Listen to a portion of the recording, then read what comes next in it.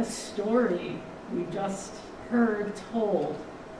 A story told in words that are likely familiar to many of us, and a story that was told in words that might have been new for many of us. More about that story in a moment. But first, here's another. A baby's blanket that is blue, a black and white beagle, a hastily thrown together Christmas pageant, a wobbly tree. Which Christmas movie am I talking about? Charlie Brown. Charlie Brown. Good job, folks. Okay, let's try this one. An out-of-place youngster, some difficult bullying scenes, strong friendships among misfits, where everyone eventually finds their place, their role, and their identity on Christmas Eve. Maya. That is close. That's very similar. Any other thoughts? An island of misfits, perhaps. Rudolph the Red-Nosed Reindeer. All right. Let's try another one. A little girl, I could go all night, right? A little girl, I promise I won't, in a big department store. A Santa with real whiskers. A miracle on 34th Street. All right. A legal hearing, right? Lots and lots of mail dumped on to a judge's desk. Yes. All right. Last one, and this is from Hollywood's golden years. A singing and dancing duo, second to none. Never were there such devoted sisters. An impromptu trip to Vermont where an old war buddy is encountered. Love sparks, an iconic song is heard against a backdrop of snow, snow, snow, snow. White Christmas. Wonderful. So we really could go on and on here, couldn't we? The old classic Christmas films still find their way into our hearts and often onto our television screens every December. These are feel-good, joyous stories. Even though we view them repeatedly, they never seem to lose their spark. There are other stories from a slightly different time. How about this? A kid on his own sets a series of traps and hilariously bests two buffoonish robbers. Home Alone? Home Alone? Yes. All right. A series of vignette relationships, a musician and his agent, a man in love with his best friend's new wife, a writer and a Portuguese housekeeper develop a mutual attraction, and a politician dances around 10 Downing Street as he contemplates his crush with a sweet employee. Love Actually. Love Actually. Yes. Thank you, Rob. And last one, I promise, really. An oversized Santa's helper, joyful and cheery to a fault, experiences all kinds of mishaps, but eventually discovers deep and real, abiding love and Christmas hope. Yes? Elf. Yes. Thank you. Okay, so the difference between the first set of films and the second set of films is one simple thing. The second set is newer. They come from the 90s and early 2000s. So for many of us, perhaps they haven't quite hit that level of White Christmas or a Charlie Brown Christmas in terms of nostalgia. But for a generation that grew up on them, perhaps they might. Perhaps they have already. What is once new eventually becomes old. What is once a novelty can become classic. Christmas Eve is a time when these lines become blurred. A time when what happened to us as a child blends into creating memories with our own children and grandchildren. It's a time when 30 years ago can seem like 6 months ago. As I was watching Home Alone with my sons this year, I remarked to them that it was one of the first films I recall seeing in the movie theater, which dates me, feel free to do that math another time, with people practically rolling in the aisles that night at its excellent writing and comedic timing.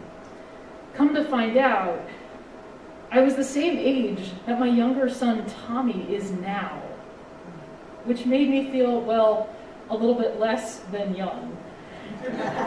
Or a little bit more than young. But Christmas time is like that. When did you get that ornament? What are your favorite holiday recipes? What was the best present you ever received under the tree? Nostalgia is a funny thing, and so is memory. All of these experiences can be classic and can conjure up memories as if we had just lived them yesterday. And yet, sometimes the beautiful roll of memory lane is halted with the unexpected. That first year without a beloved family member, the year a dear friend was hospitalized, the year we were waiting to announce a pregnancy but could not again, the year the pink slip came, or the year when you had to deliver that slip, the year you couldn't afford all the presents you would normally buy, the year the familiar story and traditions, for whatever reason, lose their luster, the year when things don't feel normal or warm or cheerful, the year when the pandemic that we thought was starting to become in the rearview mirror rears its head yet again. The year when Christmas disappoints us and feels empty. The candles all but extinguished. Here's another story for us. It might sound old and familiar. A man and a woman find themselves excited by the baby the woman carries in her womb. They travel home to visit family, but are interrupted by the birth of the child. The new parents are visited by kindly neighbors, and when word of the birth spreads, the family is brought gifts in a last-minute ersatz baby shower. Our faith is built upon this story, the story of Jesus' birth, of light entering into the darkness in the form of both bright star and small newborn, surrounded by loving parents, local country folk, and cute animals. Even the angels proclaim the special nature of this day. It's a familiar story. It's one we turn to year after year, and it brings us hope and peace and joy and love as we light our candles and remember the Christ light coming into the world. It's a beautiful story. Here's another. Perhaps a familiar story, perhaps a new story. A man and a woman find themselves in a socially unacceptable position. The woman, a young teenager, is unexpectedly pregnant. They are shunned by their family. When forced to return home on a trip mandated by the government, they are not given a guest room sleeping space, but instead are permitted to bunk in with the barnyard animals. The woman delivers the child in this space. If there was a midwife to assist her, there is no historical record of it. As word of the birth spreads, unexpected visitors arrive. Some of them even bring a spice that is used for embalming the dead, which is awfully curious. If you never knew what myrrh was, there you go. After this takes place, the ruler of the region feels threatened by an ancient prophecy about this boy, and the family is forced to flee. They become refugees for a time until it is safe to return home. Both stories are true. One might be older, perhaps from our childhood, and more classic in our minds and hearts. The other might be newer for us, but both are true, and both come together on this familiar but somehow strange, holy night.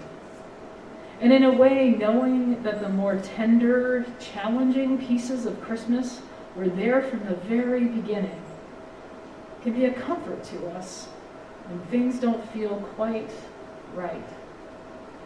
Knowing that Jesus' life began in the midst of poverty, political turmoil, familial strife, and even threat of the shadow of death, that might mean something to us if you're experiencing one of those kinds of Christmases. Or if you have the history of less than peace-filled Rockwellian holidays to begin with. This can also be a deeply healing salve in this time to hear that in the midst of all the muck of childbirth and the stench of animals and of family's rejection and Herod's threat to kill this baby, to nevertheless still hear, do not be afraid. For see, I am bringing you good news of great joy for everyone. A Savior has been born. Born for everyone. Glory be to God, and may peace reign on this earth. Nostalgia is a funny thing, and so is memory.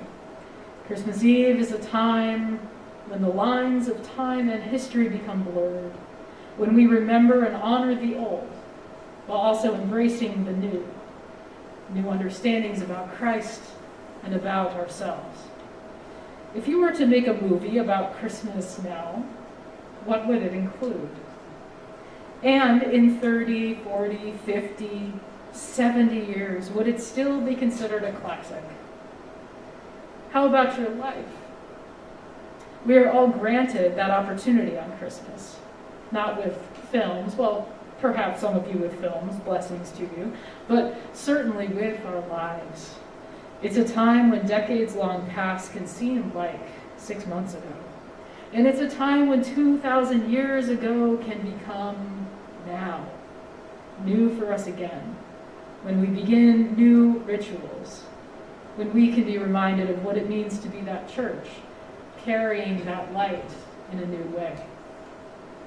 Beloved of God, on this holy night, as the stars pierce the inky midnight sky with such brightness, I invite you to seek out the old and the new, flickers of hope, peace, joy, and love. They are lit by the Christ light, born long ago, yet still shining, persistent in the darkest of nights. And it shines within you, illuminating that which is classic, old and familiar, and that which is new and perhaps strange, but holy nonetheless. May its warmth and glow continue to comfort and surprise. This year, as we experience yet again Christ's light, as God enters this world with arms outstretched and a newborn's cry, and with a tender embrace for us all. Beloved of God, Merry Christmas. In the name of the newborn King, Amen.